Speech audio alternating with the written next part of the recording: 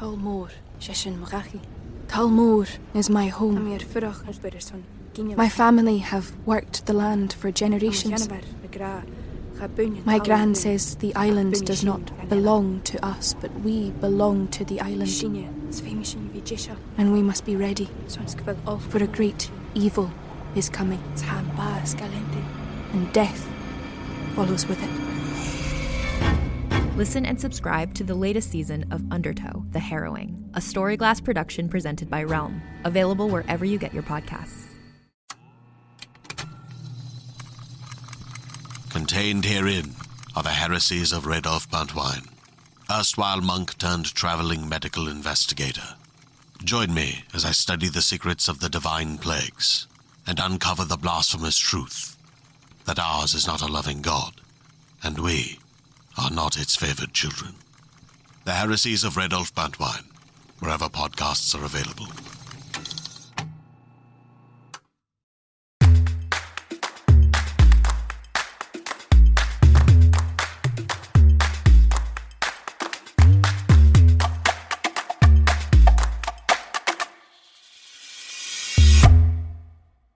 Hello world, and welcome back to another episode of Thanks for Coming In. I'm your host, Jillian Clare. I am sorry that there was no episode last week. It was not really intentional, and then it got to that point where it was like, oh, if I'm going to have an episode this week, I need to record somebody now. And I just didn't. So I'm sorry. But it was nice to take a week off. I think everybody needs that once in a while. And hey, you might have seen that we have new artwork. We went through a rebrand. Why can't I talk today? Anyway, I'm very excited about how the podcast looks right now. You know, after almost 2 years, it was one of those things where I was like, maybe it's time to try something new, something that pops. And I want to take this moment to thank my friend Jessie, who helped me with the new artwork. Without her brilliant graphic design mind, it would probably look really bad. So thank you, Jessie. And yeah, I hope you guys like the new art. I kind of am like in love with it a little bit. Graphic design stuff makes me very happy. So I like it, and I hope you like it too. Anywho, let's get on with the show. Today I have Ben Giroux. You may know him as the Toddler on Henry Danger or Danger Force. He has a brand new series called Big Nate that is premiering on Paramount Plus on February 17th, and I'm very excited to watch it. And Ben is such a cool dude, and we had a great time talking. So here's that conversation with Ben Giroux. And welcome to the show, Ben. What's up? How are you? I'm good. I love talking to, we were just talking about this before I started the episode. I love talking to voiceover actors because you have such a good setup and you have such a good like radio voice, and it's like it's so appealing to listen to. Thank you. It's it's I'm talking to you from my home voiceover studio. We, all voice actors sort of had a voiceover setup prior to the pandemic, but when March 2020 hit, we all basically said, "Hey, we have to be able to broadcast from home." So the Yeah. setup has significantly improved. Okay, question about that, because I've always wondered, did you just like get rid of everything that was in your closet, or like what was that process for you? Yeah, so initially, I actually booked the animated show that we're going to talk about today, the first week of the pandemic. And Oh so my our gosh. sessions are typically about 4 hours. And we started really diving into most of our original records with Nickelodeon, summer of 2020. And so I was at the time in a place that did not have central air. And I had a much smaller sort of closet setup, and there were a few times that I nearly passed out from the heat. Truly, and me and the other actors were talking about it. I was like, yeah, I didn't want to say anything there, but I definitely started getting tunnel vision towards the end of our session. Oh my So, gosh. in answer to your question, I have since purchased a home that I'm very happy to be a homeowner now, and I live in a different place. And my first task was to build out a home voiceover studio. And the very first thing I did was work with a contractor to put in an air duct, It's a good which move. has That's a been good move. bliss, absolute bliss being able to have some airflow in here. I mean, yeah, I get hot just closing the door to my office to record this. So I can't imagine being in a tiny little closet and like Yeah, trying to record for hours. it's and this is actually nice because this is this is probably like an 8 by 5 room, so it's not That's so good. small that the sound is boxy. Like it definitely, and I give a lot of credit to our Nickelodeon engineers, one of which named Ryan Green, who came over and really helped me sort of lock in and get this place set up. It was Amazing. not cheap, but it's definitely a great at home setup now. Okay, so take me back. We're gonna get to the big stuff that you have going on, but I'd love to know how you got started in this crazy industry. What was the thing that made you want to be an actor? And I mean, you're doing other things too. So how did you start? Sure. Yeah. No, it's a great question. I grew up as, a ham trying to, get laughs in our home videos, with my little sister. Yeah, I would say, I did this sort of traditional thing where I went to film school my first year of college. Then I transferred to USC and I did theater school. I feel like you Mm, sort of have to go away from what you want to do with your life to realize, no, this is really what I want to do. So, yeah. um, I did acting. I was lucky enough that while I was in college at SC, I booked my first television pilot. It was a Fairley Brothers show on Fox that unfortunately had a short season due to the original writers' strike in Mm. 2007 Eight? or 8, 2008, something I like think. that. Yeah. Yeah. Um, but that was, yeah, my first acting gig was doing a show with the guys that did Something About Mary and Yeah. Dumb and Dumber. And that, I was very lucky. Right after college, I started immediately working primarily as sort of a comedic character actor on television. I did Psych and Bones and House and Anger Management and NCIS. And along the way, I'm a short guy. And so I was playing a lot Me of and my Christmas best friend elves. like to say short kings. There we go. Okay, see, I'll take that. I'll take Short King. Yeah. But after you play about 3 or 4 Christmas elves, it's like, I think I want something more for my career. So I was playing a lot of Short King roles, and I started to. This was the early days of YouTube. I started to make a lot of my own stuff. Mm, And so, back in the very early days of online content, I was running some popular YouTube channels like Failblog and FML and Fred. And I was using it to sort of build up my own subscriber base on my own YouTube mm, channel. And it got me sort of familiar with working with brands and clients for the first time, ad agencies. Shortly after that, I started my own production company called Small Red Cape. So now it's sort of grown to the point where I direct and produce, commercials and music videos and TV pilots. Um, wow. Sort of at the beginning of it, though, I really wanted to make hip hop comedy music videos. And the thing that really kind of That is launched my so specific. it is so specific. It actually started with, again, talking about the short guy thing. I wanted to make a braggadocious sort of Busta Rhymes style music video about being short, Yes. and I made a project. I teamed up with a hip hop artist, a buddy of mine named Jensen Reed, and we made a music video called "Little Dude Anthem."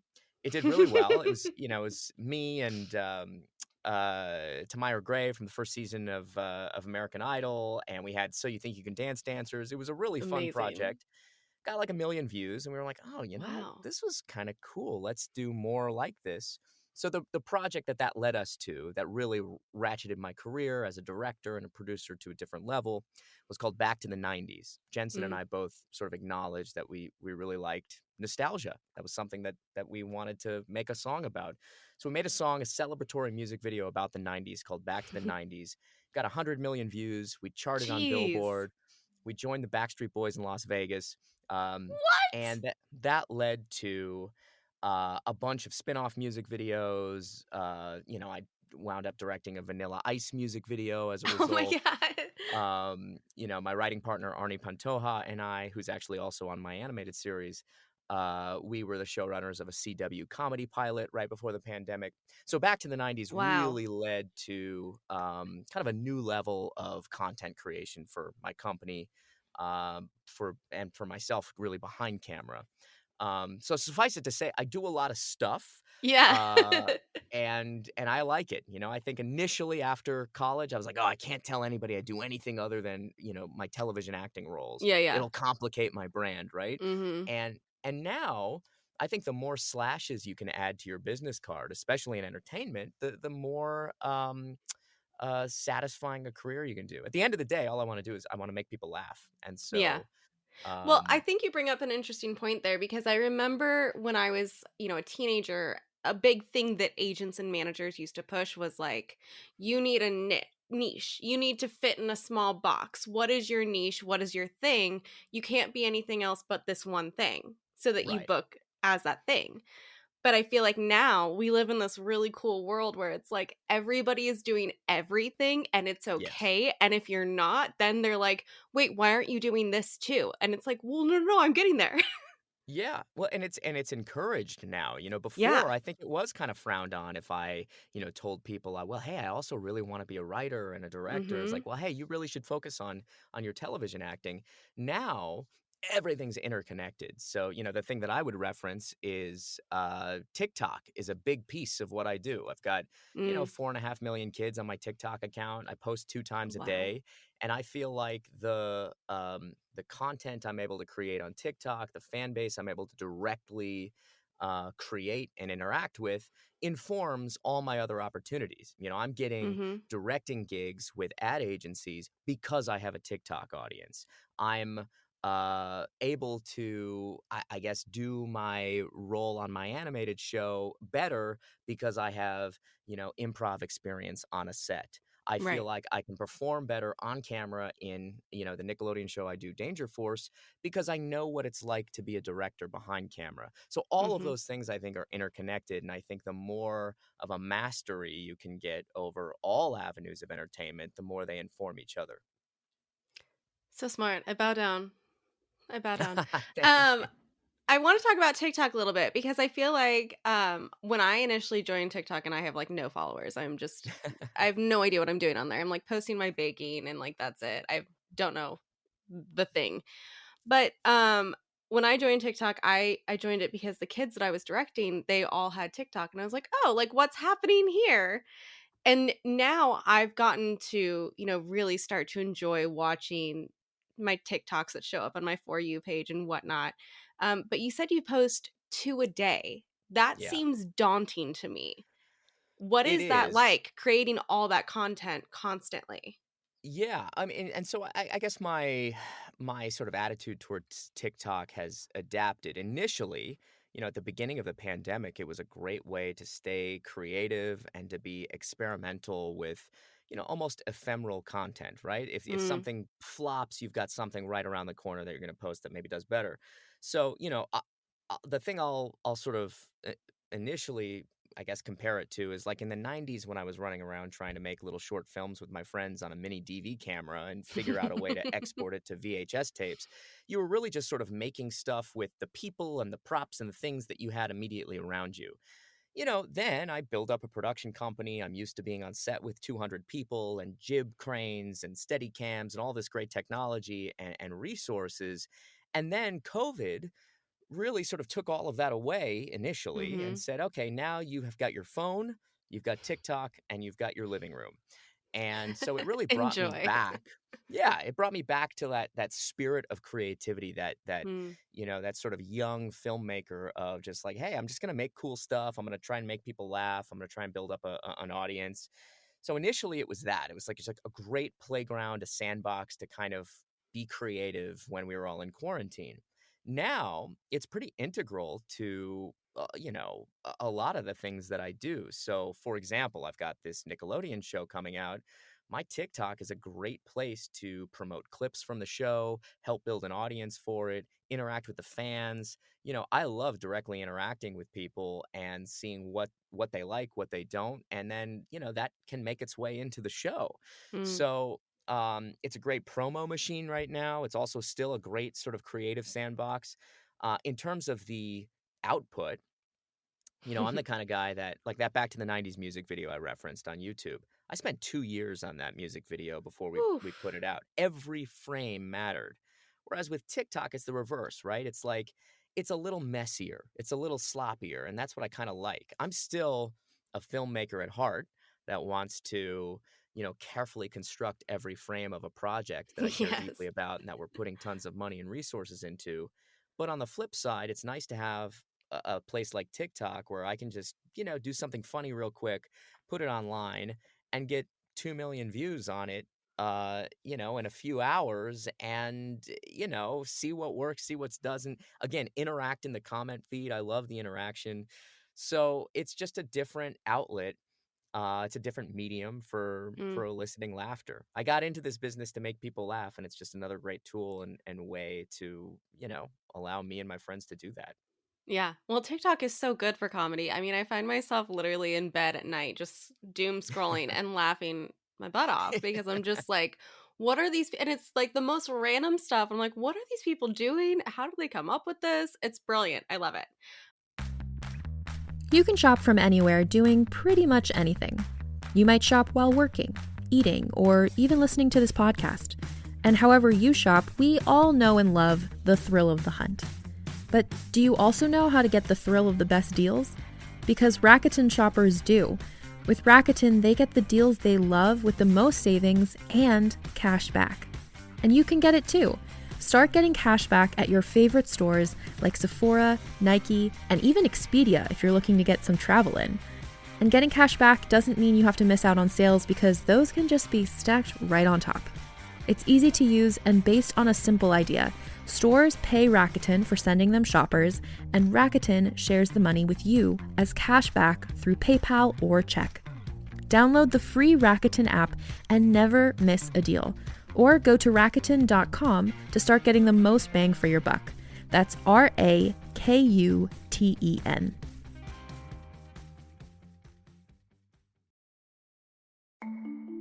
As a podcast network, our first priority has always been audio and the stories we're able to share with you. But we also sell merch, and organizing that was made both possible and easy with Shopify.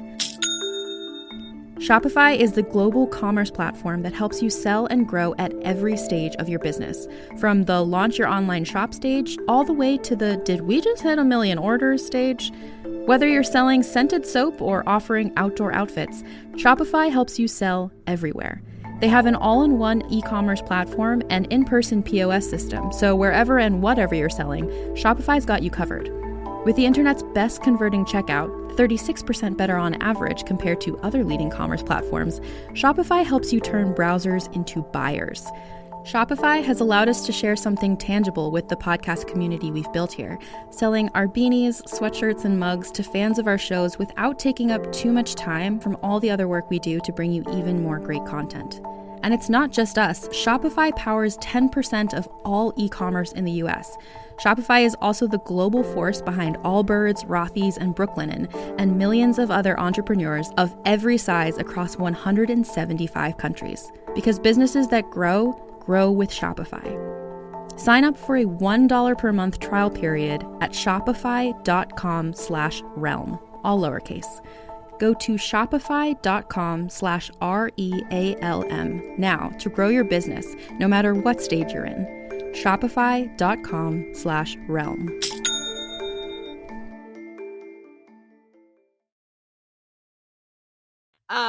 You talked a little bit about Danger Force and Henry Danger, but I'd like to go back to that because, you play such a great role on that show.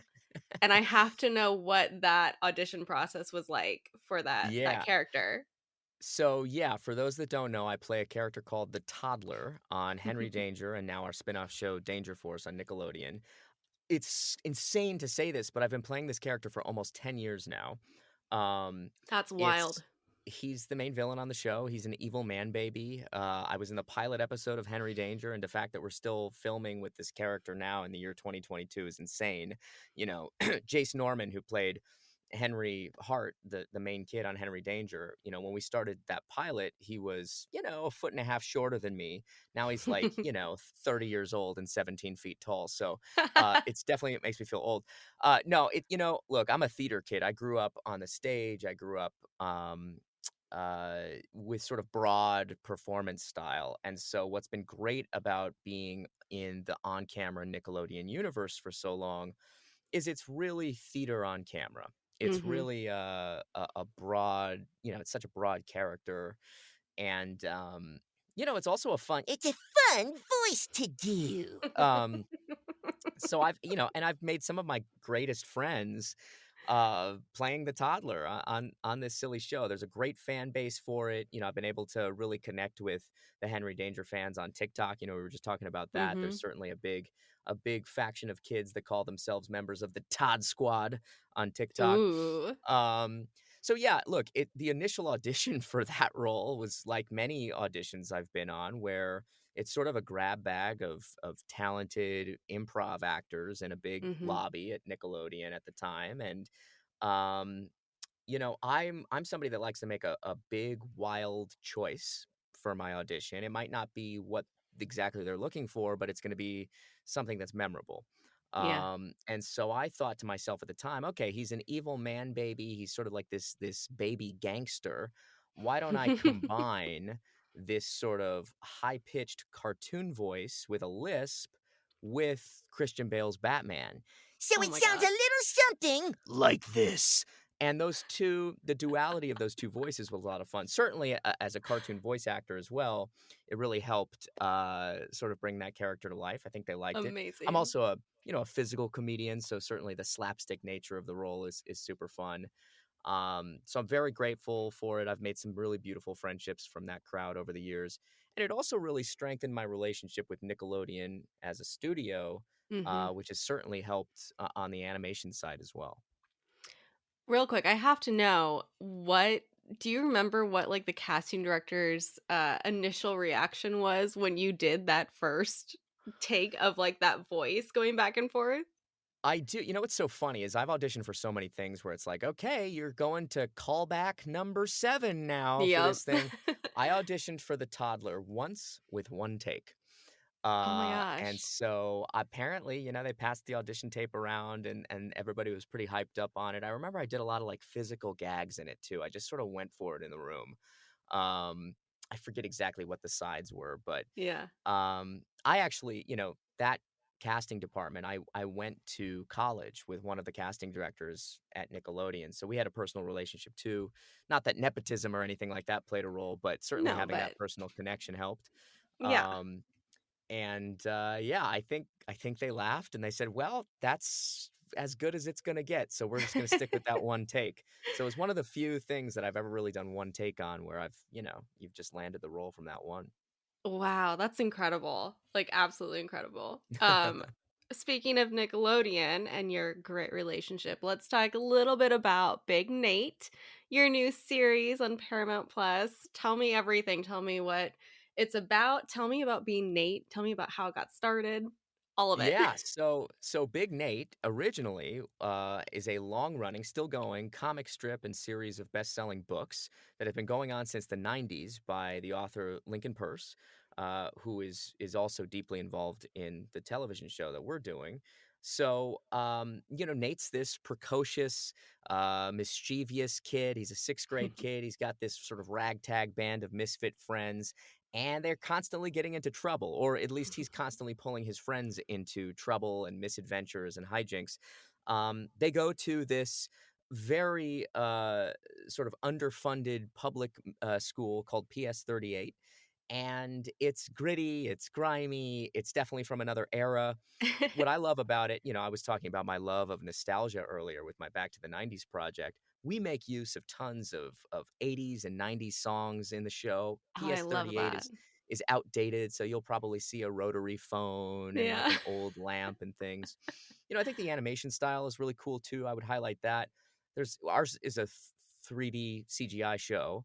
Mm. And most shows that are designed like that are lit uniformly. It's a very bright, glossy look.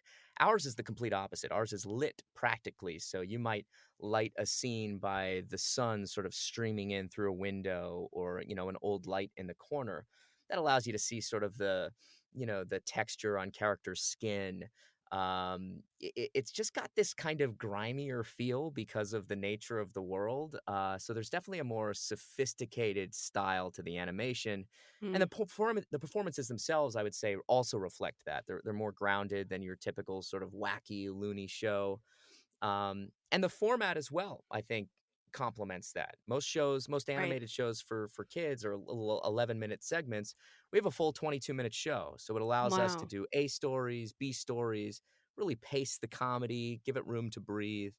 Um, the thing that I would say the most about the show that stands out to me is like I'm a fan of OG Nicktoons. So I grew up Yeah. watching Doug and Rugrats and Ren and Stimpy, Oh my God, and Ren and Stimpy was my the jam. best, right? And So good. the thing that stands out to me about those shows is there's an edge to the comedy. There's a bite Yeah. to it. Adults like it too. And our show really harkens back to that. You know, there's a real edge to the comedy in Big Nate that is sourced right from uh, the source material, really, the comic strip. And so I think that adults and kids alike are really going to enjoy the show because it's edgy. Oh gosh, I'm so excited to watch it now. You have me all pumped up. I guess I have to It's get been a Paramount blast. Plus. Yeah, and I would also say, that one of the things that I've been sort of pointing out to folks is the thing that's so remarkable about this show is we've recorded it exclusively in the pandemic. So Wow. no one from the show during the show has ever been in the same room. Oh my Uh, gosh. and yet, I think this is the first time anybody's ever done this. We still record as an ensemble remotely. So every week we get on a big Zoom, and through the beauty of technology and a lot of really smart people at Nickelodeon, we have figured out how to record an entire animated show remotely, but still together. And so what that allows us to do, at least for the actors, is to riff off of each other, to improvise, to react to one another's performances. And that allows us to discover these really beautiful moments that are not in the script that could hmm only be possible if we were acting with each other. And so I'm so grateful for that. And I think it's a really incredible achievement that, this show has exclusively been put together during COVID times, and you'd never know the difference when you're watching it. That's so crazy that you've just been like in your house making a TV series. Just Isn't that nuts? m- like who would have ever thought, 5 years ago, if somebody had said to you, by the way, you're gonna be chilling in this house that you now own and you're Mhm. gonna be making a series full time, just like Yeah. in your house. I'm so grateful for it. At the same time, we're all so, in any field, we're all so desperate to return to some level of human connection. Oh, 100%. Um, so I guess, one of the things that I hope people of all ages sort of take away from our show, in addition to just laughing and having a good time, it's an escape from the pandemic, right? Yeah. It's so fun for us every week as actors to dive into PS38 because COVID doesn't exist there. hmm And so my hope for the audience is they're able to sort of escape into the world of PS38 and Big Nate, and take a break from the chaos that's happening outside in the real world. Yes. Hey, we all need that. We all need it. Yeah. And we're going to take a quick break to listen to an awesome trailer for a fantastic podcast that y'all should be listening to, and then we'll be right back. Hi, I'm Ray Hebel. And I'm Rob Schneider. And on September 7th, we will be launching our new podcast, This Was a Thing, a podcast that will dive deep into the cultural happenings of yesteryear. Now, you might know Ray from the most popular girls in school and True TV's Dr. Havoc's Diary. And you might know Rob from his other podcasts, Behind the Curtain, Broadway's Living Legends, and Gay Card Revoked. But we know each other from a chance meeting at Sandals Resort in 2002. In between Mai Tais and beach cornhole, we discovered we had an affinity for crazy, culturally insignificant things from the past. The things that people wanted to forget, we wanted to remember. That's right, Rob. Every Tuesday, we are going to serve you a delicious heaping helping of nostalgia with a side of sass. And guac, but the guac will cost you extra. You see, we have searched, scoured, and sought out the greatest cultural happenings from the past few centuries, and we want to share what we learned with you. We will cover movies. Who's your favorite Batman villain? I'd say George Clooney's Batnips are probably my favorite Batman villain. Television. Was America ready to see Mike Brady dancing? Broadway. Yes, they actually did make a musical of Stephen King's Carrie, and yes, there was a song where the cast actually chanted, "Kill the pig." Oh, wow. Music. Now, why would the Beach Boys' Mike Love say, "Don't fuck with the formula"? True crime. So apparently Lana Turner confessed to her hairdresser that she killed Johnny Stompanato and that her daughter took the rep. Can you imagine being that hairdresser? Excuse me, Miss Sweater Girl, what did you say to me? We can set that permanent wave later, Mary. The only thing I want to be a witness to are those split ends. Fashion. Suddenly, because of Davy Crockett, raccoon tail soared from 25 cents a pound to $8 a pound. I can't afford that. So join us on Tuesday, September 7th, when we launch the first season of This Was a Thing, available anywhere you get your podcast. And to get a jump start on all the nostalgic things we will be covering, head over to our Twitter and Instagram at This Was a Thing Pod or our Facebook at This Was a Thing Podcast and follow us. This Was a Thing, September 7th. Check us out. Check you out. Oh!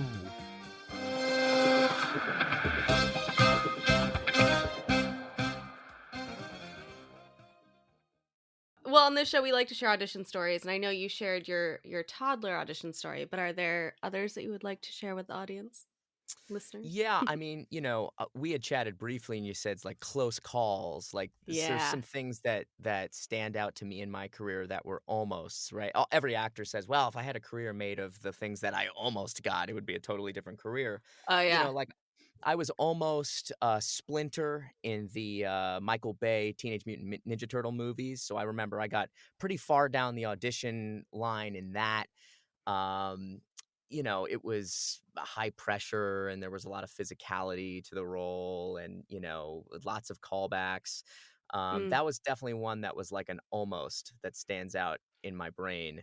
Yeah. But then I think, you get to the point as an actor where it's just like my entire career is auditioning. It's just job interviews, right? Like It is. people back home, I grew up in Phoenix, Arizona. People back home see the wins, however many you get in a year. They don't see the thousands of auditions that you do, that were almost things. So yeah, that's one that stands out as like, oh man, that would have been a good one. There's been tons of voice roles over the years where it's like, man, you're in the running for this and it didn't happen. I think too on jobs that I did get that, kind of got killed for other reasons. So for example, I was doing an on-camera show on Netflix called The Big Show Show right before the pandemic began. And, Netflix was given second seasons to all of their multicam stuff. It was just sort of Right. a foregone conclusion that we were going to get a second season. It was a great family sitcom about the Big Show, a guy, a WWE wrestler who's 7'2" and 400 pounds. Oh my And I goodness. played his nemesis on the show, his daughter's high school gym coach, Coach Fenner.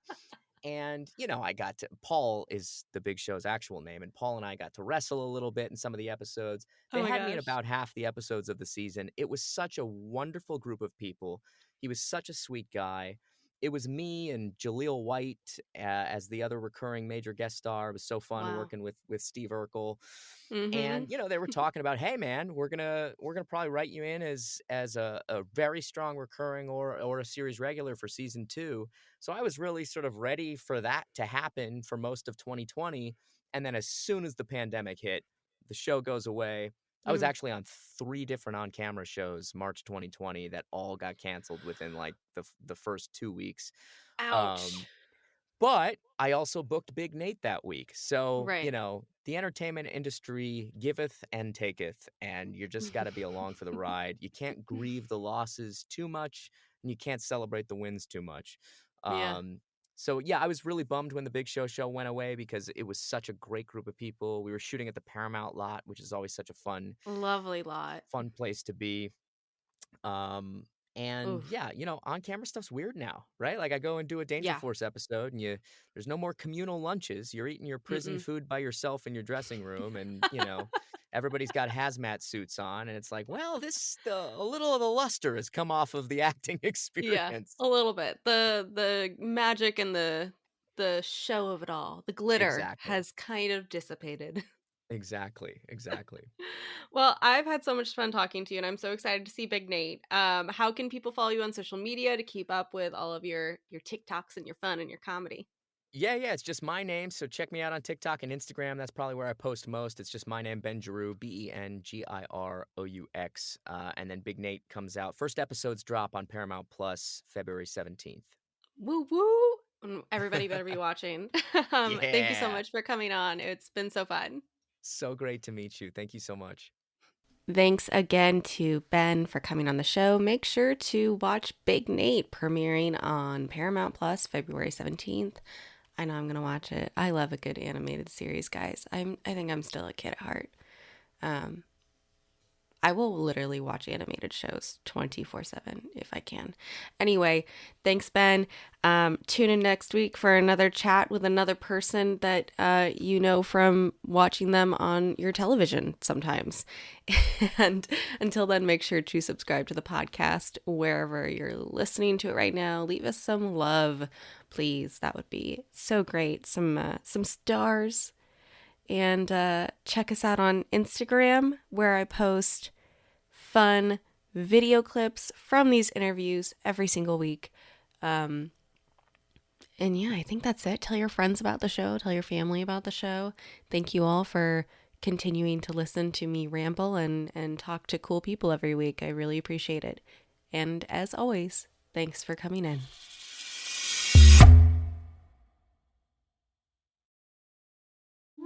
The thing that I fought tooth and nail to bring my son into is Dungeons and Dragons. That is the ultimate solution to parenthood. I'm Alexis Ohanian. In my podcast, Business Dad, I'm hoping to open up the conversation about balancing careers and family. I talked to Rainn Wilson. I wanted to learn more about Rainn's advice to play D&D with your kids. Business Dad is available now, so be sure to listen and subscribe wherever you get your podcasts.